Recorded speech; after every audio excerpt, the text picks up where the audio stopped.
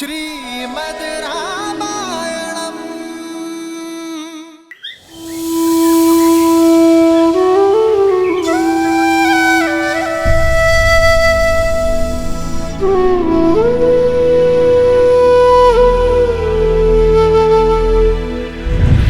तुम भी अपनी आंखों के तारे से दूर हो जाओगे, अपने धर्म रक्षक पुत्र के वियोग में तरस तरस कर मरोगे तुम।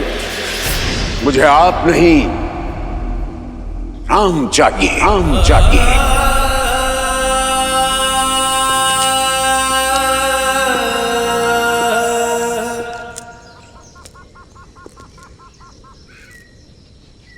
राम,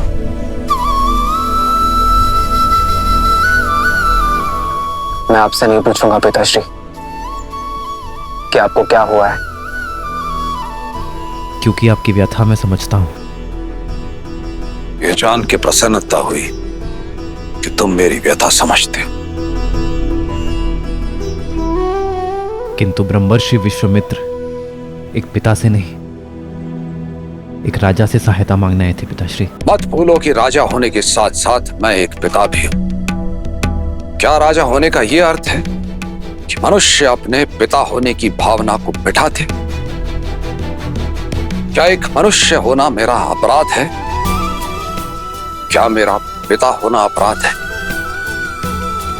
यदि तुम मेरे स्थान पर होते तो राजा बनते या पिता? मैं एक पिता का धर्म निभाता पिताश्री। अपने पुत्र को परीक्षा की आग में भेजता ताकि वो और सुदृढ़ होकर निकले। किंतु राम, तुम जिनसे युद्ध करने जा रहे हो वो राक्षस हैं। और जिनके लिए युद्ध कर रहे हैं वो ब्रह्मर्षि विश्वामित्र है पिताश्री। मैंने उनकी कथाएं सुनी है पिताश्री, जो एक राजा होकर एक ब्रह्मर्षि बन सकने जैसा तप कर सके, जो किसी को स्वशरीर स्वर्ग भेजने का सामर्थ्य रखते हैं। उनके साथ सुरक्षा का कैसा भय पिताश्री? जिनके पास असंख्य दिव्यास्त्र हैं, वो पूरा संसार छोड़कर यदि यहाँ आपके पुत्र को लेने आए हैं तो अवश्य ही कोई कारण होगा पिताश्री। यूं समझिए पिताश्री कि ब्रह्मर्षि विश्वामित्र को आपके पुत्र की नहीं, आपके पुत्र को ब्रह्मर्षि विश्वामित्र की आवश्यकता है। किंतु राम, तुमने भरत के जाने के उपरांत कहा था तुम मेरे साथ रहोगे। आपके साथ ही हूं मैं पिताश्री, क्योंकि मेरी दृष्टि में महाराज दशरथ धर्म और वचन का दूसरा नाम है और मैं उस नाम के साथ हूं।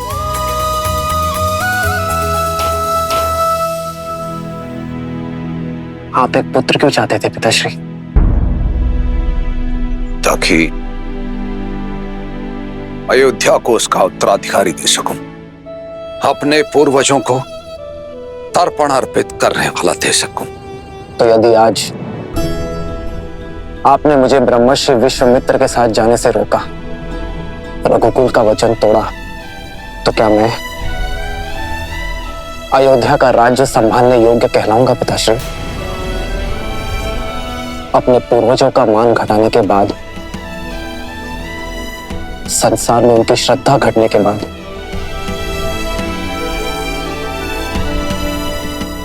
क्या मैं उनका श्राद्ध कर पाऊंगा पिताश्री? मैं आपका पुत्र हूं पिताश्री। मेरा धर्म है आपका आदेश मानना, पर आप रघुवंश के राजा हैं। चयन की दुविधा आपकी होगी और आदेश भी आपका ही होगा कि क्या मैं ब्रह्मर्षि विश्वामित्र का सहायक बन के विदा लूंगा या यही अयोध्या का मान रघुकुल की प्रतिष्ठा को खंडित होते देखूंगा।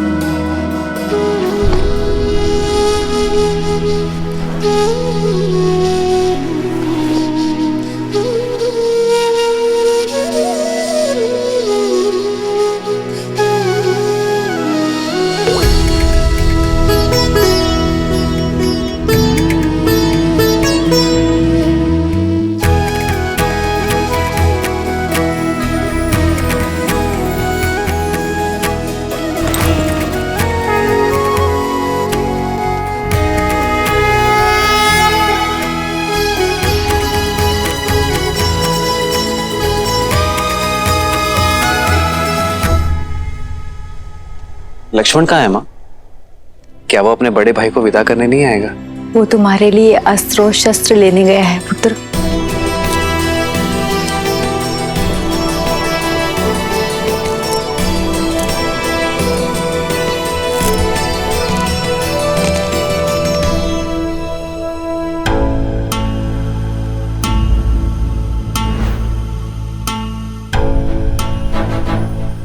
ये क्या है लक्ष्मण? ये दो धनुष? अब दो योद्धा एक धनुष से कैसे लड़ेंगे भैया? दो? केवल मैं जा रहा हूं लक्ष्मण। क्यों भैया? आप पिताश्री के वचन का मान रखें और मैं अपनी माता सुमित्रा के उस वचन को भंग कर दूं कि मैं सदा आपकी परछाई बनकर रहूंगा।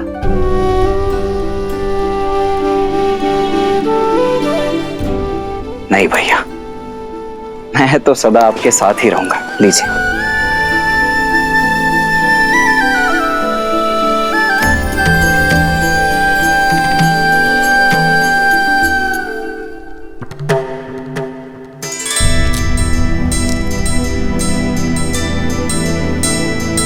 क्षमा करें गुरुदेव, मुझे ज्ञात है कि आपने पिताश्री से केवल भैया राम को ही मांगा है, किंतु मैं सबको बता दूं कि मेरे भैया राम और मैं, उनका अनुज लक्ष्मण एक दूसरे से भिन्न नहीं है। वो देह हैं तो मैं उनकी आत्मा हूं।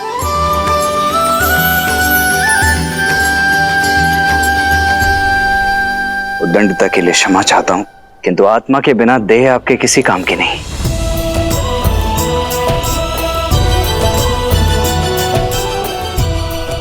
आशा है आप और पिताश्री मुझे भैया राम के साथ जाने की अनुमति अवश्य प्रदान करेंगे।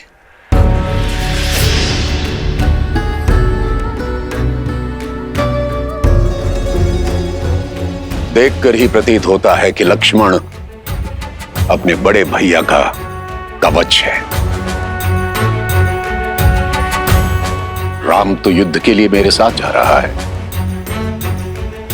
परंतु उसका कवच उसके साथ जाएगा अथवा नहीं, ये निर्णय और ये चयन दोनों ही मात्र आपके होंगे।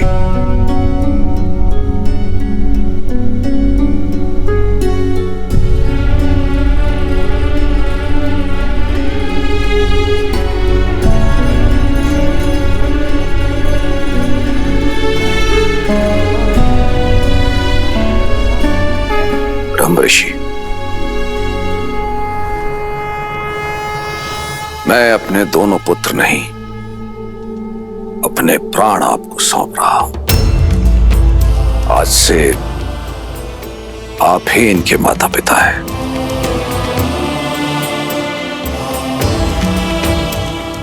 महाराज, आप अपने नेत्र मुझे दे रहे हैं। ये नेत्र अब जो मार्ग प्रशस्त करेंगे वो मात्र इनके लिए नहीं, अपितु सारे संसार का दृष्टिकोण बदल देगा।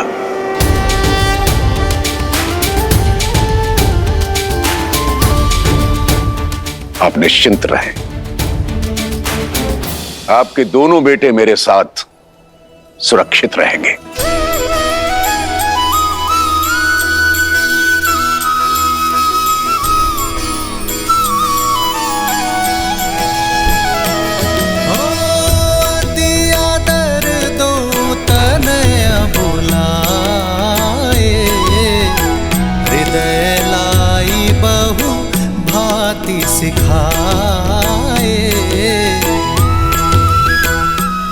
पिताश्री का ध्यान रखना मां। प्राणनाथ सुत दो, तुम मुनि पिता आन नहीं को।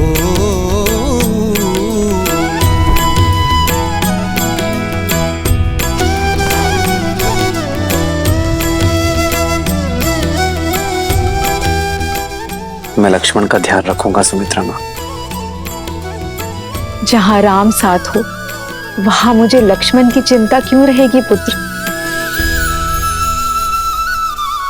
रघुकुल का मान बढ़ाना।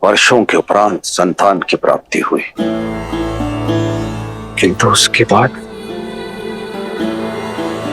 8 लंबे वर्षों तक मेरे पुत्र शिक्षा प्राप्ति हेतु मुझसे दूर चले गए। लौट के आए,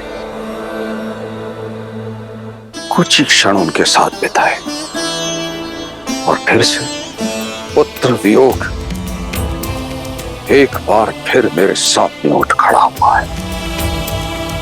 भय लग रहा है अक्षर, कहीं श्रवण कुमार के पिता का श्राप अपने लक्ष्य की ओर तो नहीं बढ़ रहा। समस्या ये नहीं कि तुम्हारी मृत्यु श्राप से होगी, समस्या ये है कि तुम हर क्षण श्राप में जी रहे हो। क्यों भूल जाते हो कि मृत्यु तुम्हारे हाथों में नहीं है, तुम्हारे हाथों में है जीवन। तो जितना समय है अपने पुत्रों के साथ बिताओ और जियो, ताकि अपने पुत्रों के साथ समय ना बिताने का खेद ना रह जाए।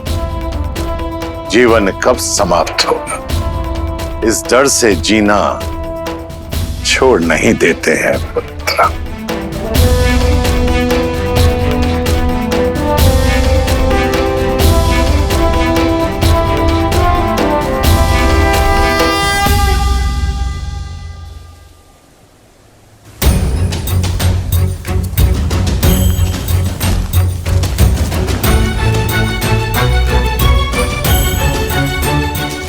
भैया भैया सुनिए ना, आपको ज्ञात है क्या हम जा कहाँ रहे हैं?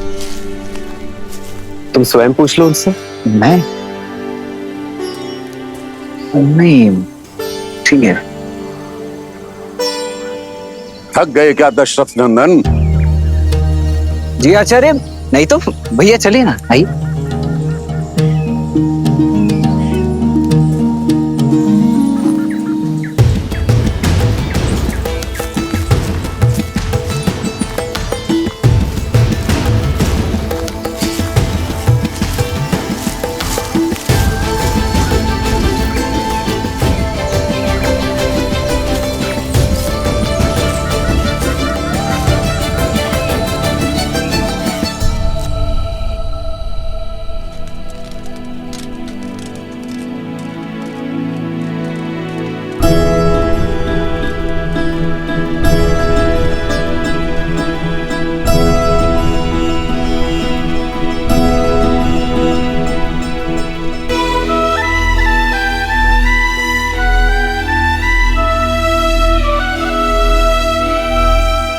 भैया पूरे दिन भर तो हम चलते रहते हैं और रात्रि को पहरा देने के लिए जागते रहते हैं।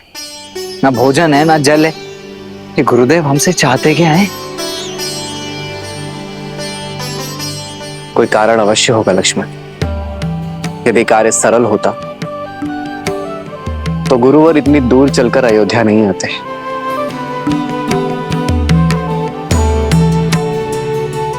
कठिन कार्य का मार्ग कठिन ही होता है। धीरज रखो। जी भाई।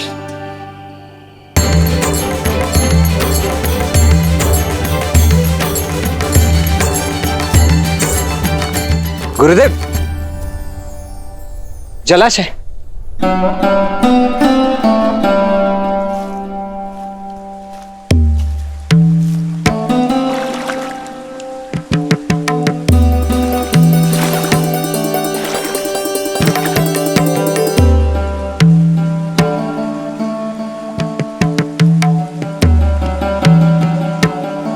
जल पीने योग्य है।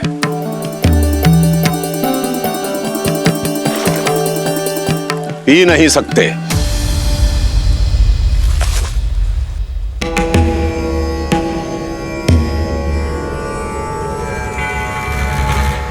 क्षमा कीजिए गुरुदेव, किंतु कारण क्या ये कोई परीक्षा है? परीक्षा और परिस्थिति बताकर नहीं आते लक्ष्मण। मैं तुम दोनों को जिस कार्य के लिए लेकर आया हूं वो कार्य बड़ा ही दुष्कर है। देखना चाहता हूं कि तुम इस कार्य को सिद्ध करने में सक्षम हो अथवा नहीं। असुरों के साथ युद्ध कई दिनों तक चल सकता है। यदि भूखे प्यासे रहकर उनसे लड़ने में सक्षम नहीं हो तो जल पियो और लौट जाओ।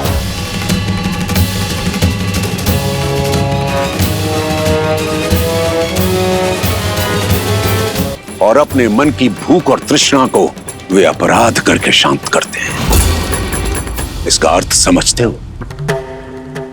समझा गुरुवर।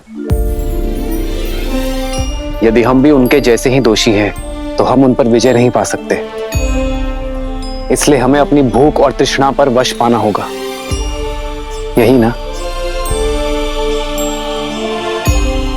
हम सज्ज है आचार्य।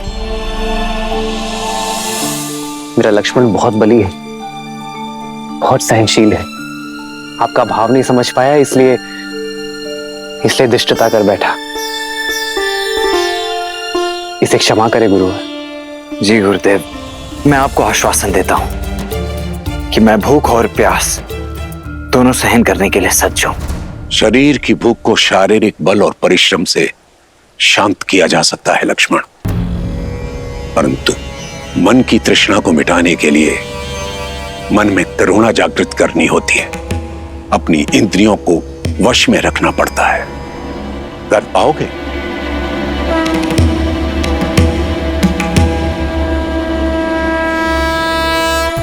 तो फिर चलते हैं। गंतव्य तक पहुंचने में और 4 दिन लगेंगे।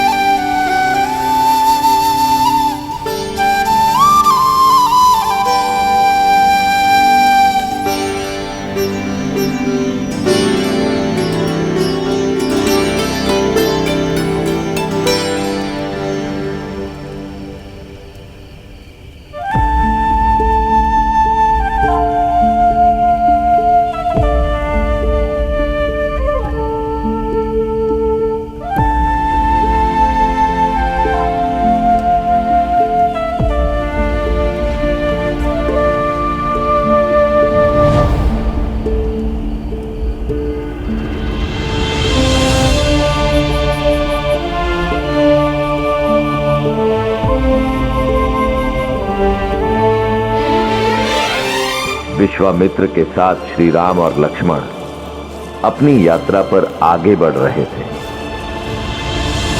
और मिथिला में समय सीता के स्वयंवर की ओर बढ़ रहा था। विश्वास नहीं होता, सीता दीदी के स्वयंवर के निमंत्रण पत्र जा रहे हैं। सोचा भी नहीं था ना, बचपन का साथ अचानक क्यों ही। सीता दीदी हमारे बिना रह लेंगी? माँ भी तो अपना मायका छोड़कर यहाँ रहती है ना, क्या वो प्रसन्न नहीं?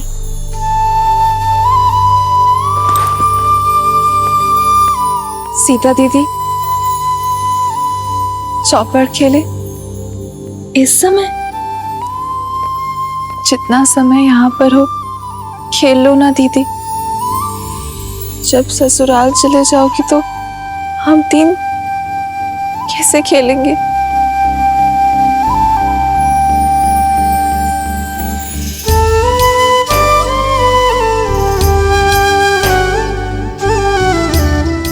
अरे चलो चौपड़ खेलते हैं। चलो। तुम इतना क्यों हंस रही हो? क्योंकि सीता दीदी कहीं नहीं जाने वाली। अब ज्येष्ठ पिताश्री ने नियम ही कुछ ऐसे रखे हैं। जिस शिव धनुष को सैकड़ों लोग मिलके केवल हिला पाते हैं, उसे कौन तो उठाएगा और कौन प्रत्यंचा चढ़ाएगा।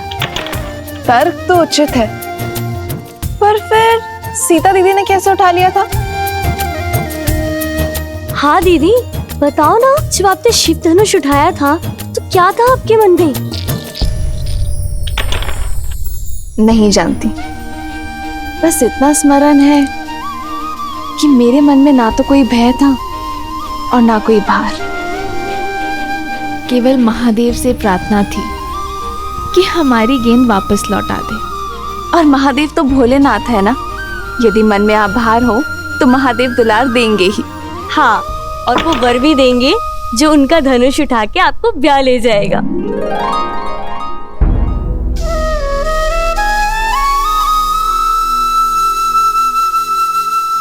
वैसे संपूर्ण भारत से राजकुमार आने वाले हैं, तो तुम तीनों भी सोच लो कि तुम्हें कैसा वर चाहिए।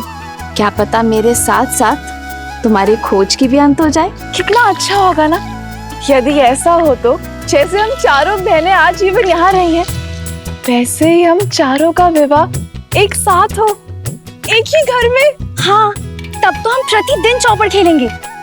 हाँ, इससे उत्तम तो और कुछ हो ही नहीं सकता। लो, मैं तो सच में जीत गई।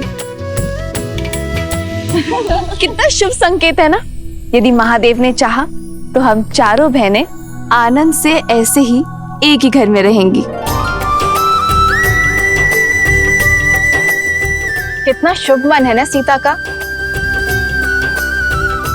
हर एक के मन में आशा जगा देती है।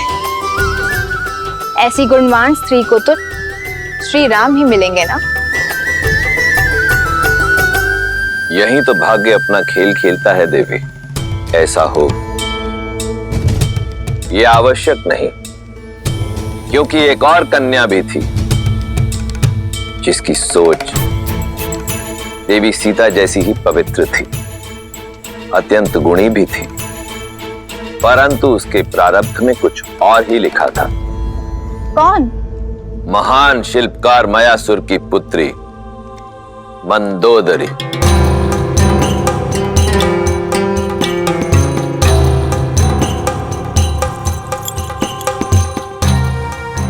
मयासुर ने अनेकों दिव्यास्त्रों का निर्माण किया था और फिर उन्होंने एक अत्यंत शक्तिशाली भाला बनाया।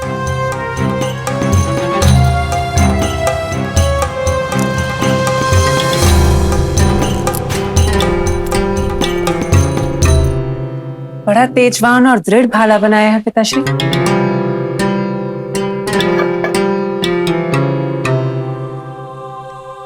किसी विशेष के लिए बनाया है? हाँ पुत्री, ये संसार का सबसे शक्तिशाली भाला है, जिसका प्रहार इंद्र के वज्र को भी काट सकता है। और जानती हो किसके लिए बनाया है ये?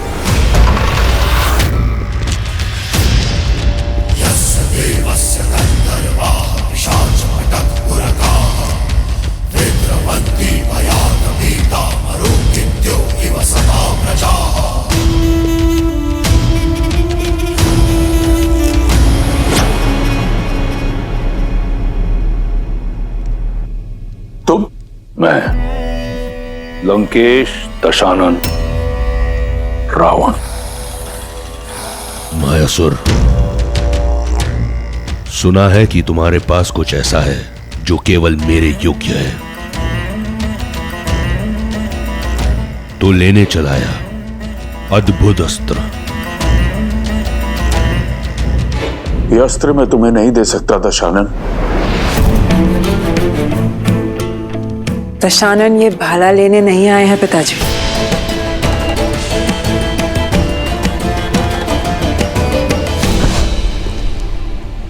अद्भुत, जैसा सुना वैसा पाया। आंखों में तेज, वाणी में दृढ़ता, रूप में ज्वाला और बुद्धि में पैनापन।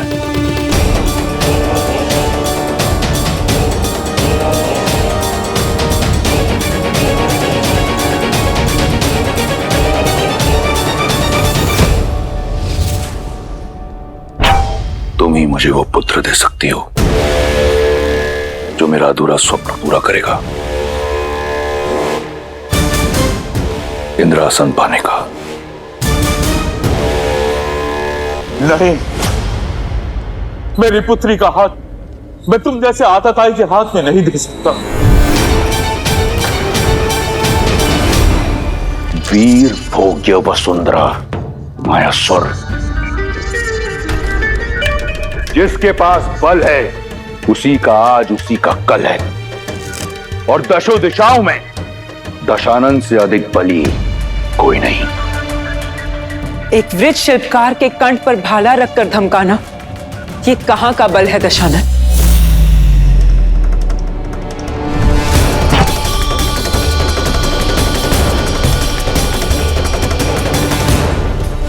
भय नहीं लगता तुम्हें रावण के समक्ष ये सुर साधते हुए?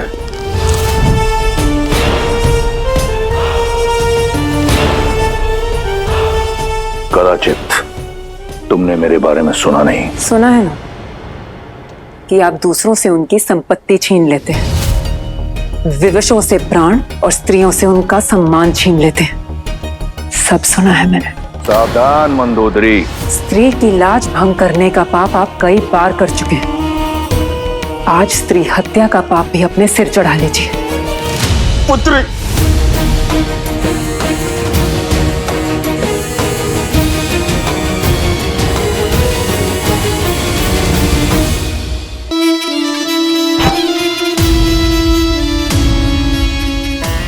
प्राण नहीं लूंगा तुम्हारे। सुंदर स्त्रियों के प्राण नहीं लेते, उनके लिए प्राण न्यौछावर किए जाते हैं। मायासुर, तुम्हारी पुत्री मेरी हुई, और ये भाला मैं भेंट स्वरूप स्वीकार करता हूं। शस्त्र छीना जा सकता है दशानन, पर साथ मांगा जाता है। समान नहीं हूं मैं, सम्मान से एक सज्जन बनकर मेरे पिताश्री से मेरा हाथ मांगिए।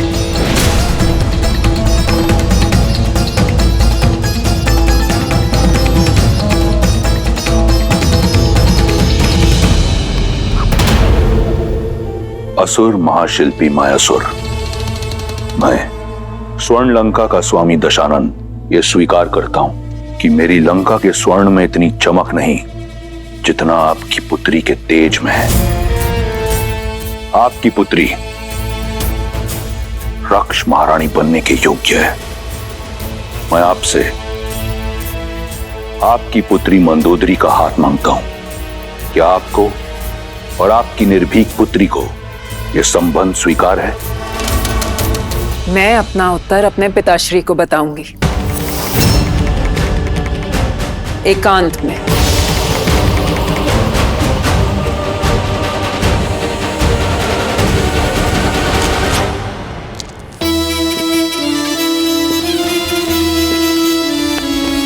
पिताश्री, पिताश्री उठे, उठे। पिताश्री। पुत्री,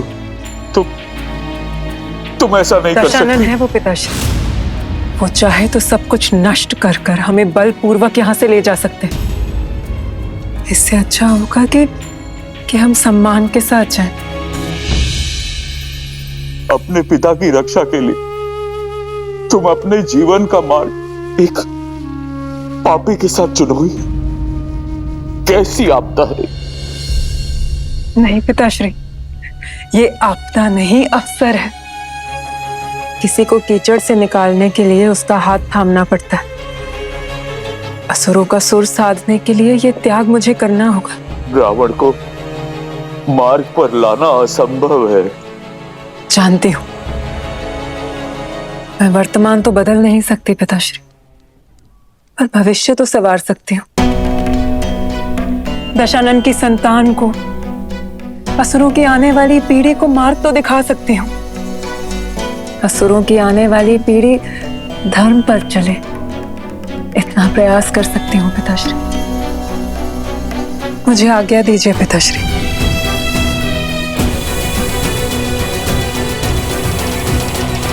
रावण और मंदोदरी का विवाह हुआ, जहां एक और मंदोदरी ने अपनी आहुति दी असुरों के भविष्य के लिए, वहीं दूसरी ओर रावण एक शक्तिशाली शस्त्र पाना चाहता था।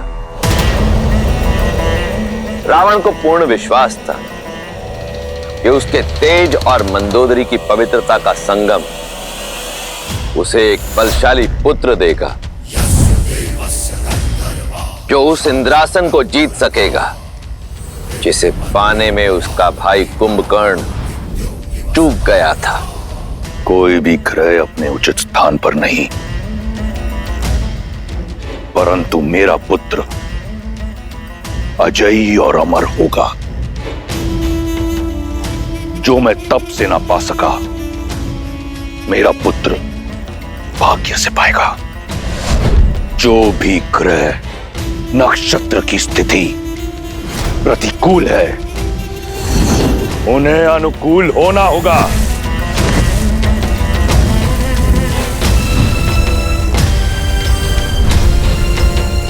यही है लंकेश का आदेश। सूर्यदेव पहला घर, चंद्रदेव दूसरा घर,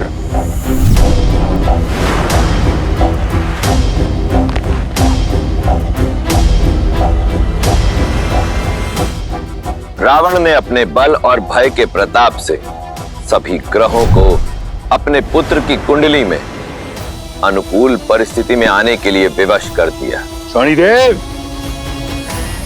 सातवां घर,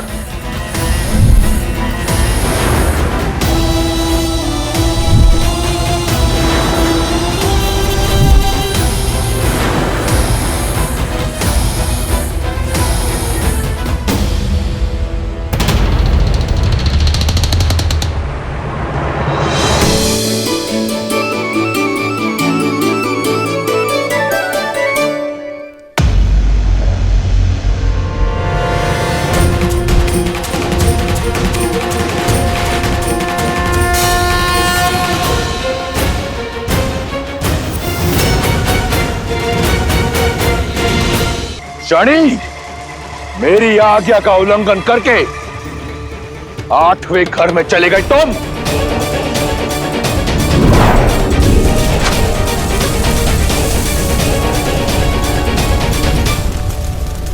तुम अपने बल से, अपनी हट से नियति के लेख को नहीं बदल सकते रावण। तुम्हारे पुत्र की कुंडली पर और तुम पर मेरी दृष्टि पड़ चुकी है रावण। मूर्ख, कदाचित अपनी कुंडली जांच कर नहीं आए तुम आज।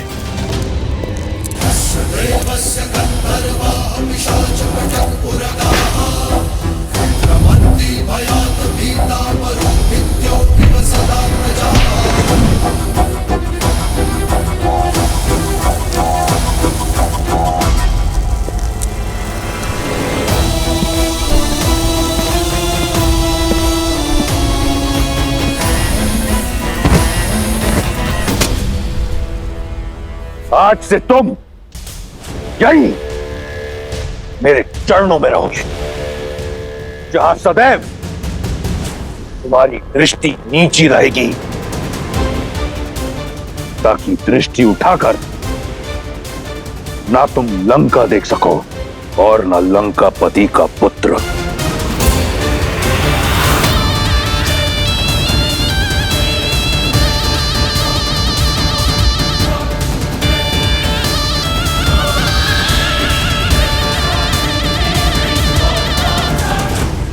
अर्थात रावण ने सदा के लिए शनि को बंदी बना लिया।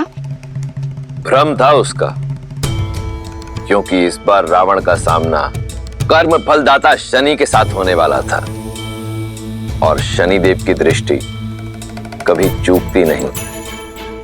रावण वर्षों से उन्मत्त कि शनि की दृष्टि लंका पर नहीं पड़ी, परंतु वो ये भूल गया कि स्वयं रावण पर तो उनकी दृष्टि पड़ ही चुकी थी और अब श्री राम के रूप में स्वयं काल रावण तक आने की यात्रा का प्रथम चरण आरंभ करने वाला था।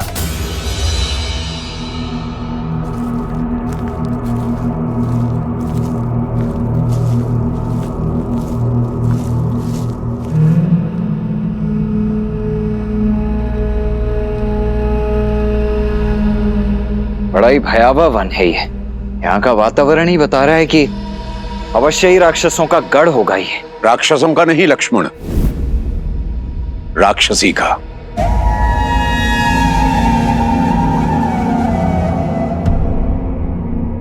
मैं तुम्हें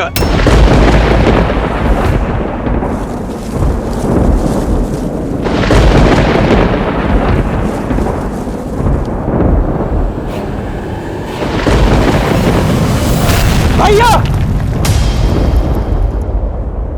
कौन आया है मेरे वन में? कौन? कोई ब्राह्मण तो नहीं?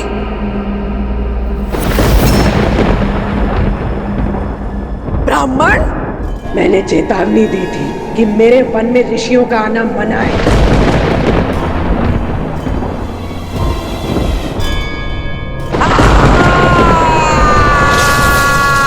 अब तुम सब अपनी मृत्यु के लिए सज्ज हो।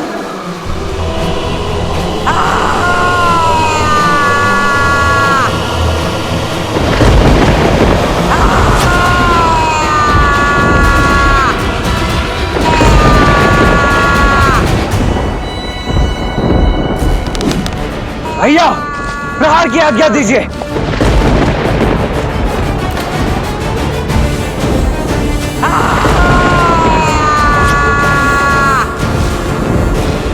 आज्ञा दीजिए भैया।